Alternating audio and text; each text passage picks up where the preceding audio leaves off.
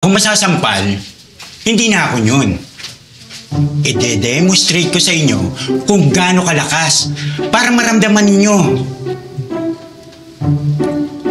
Well, at this point,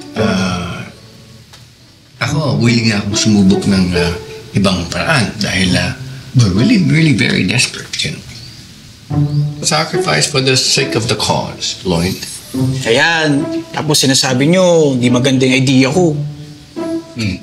Ganito yun.